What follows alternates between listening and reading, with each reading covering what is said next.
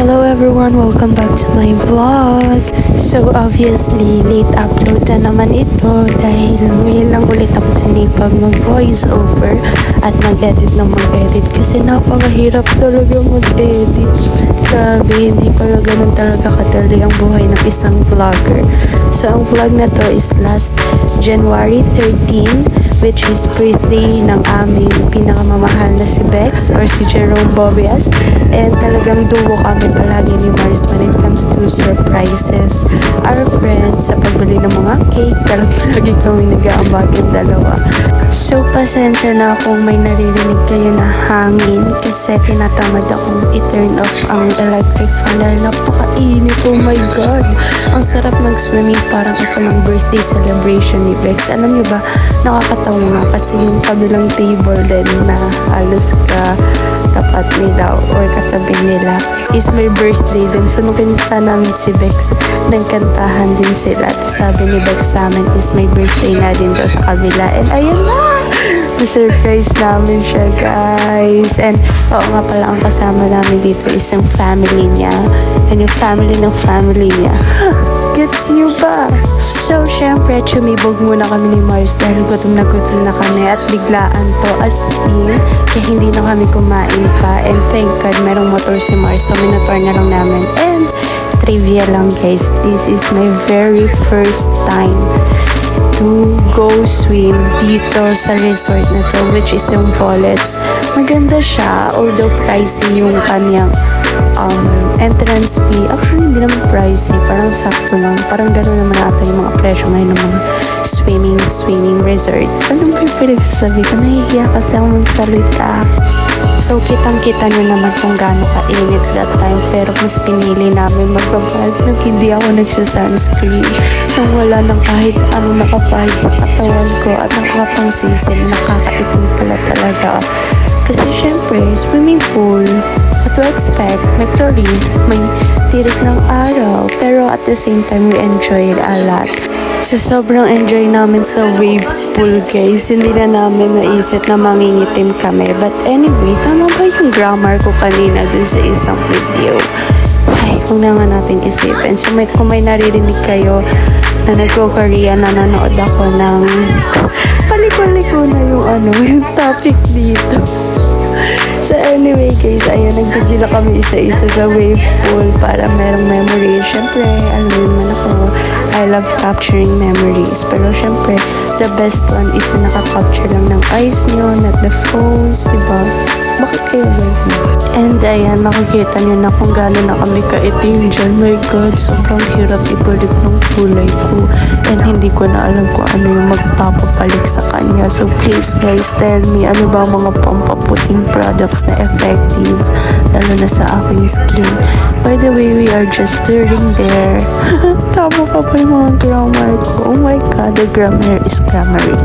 Alam nyo, hindi ko alam kung ma-enjoy nyo itong pag-vlog ko o itong pag-voice over ko. Kasi parang natural na nagkukwento lang ako pero walang buhay. Alam nyo yun, sobrang tamad ako. Pero alam nyo, kailangan ko lang talaga i-upload siya. Oo. At you can see, sobrang raw ng aking mga videos at voice kasi walang ka-edit at walang ka-effect. Baka mag-boring kayo. Oh my God, I'm so sorry guys. To be honest, I really don't have the energy right now. Kaya ganito yung boses ko, and talagang tamad ako mag-edit. Kung mapapansin nyo, maririnig nyo, merong mga voice, lalakad ba yan? Mga voices na maririnig nyo sa background.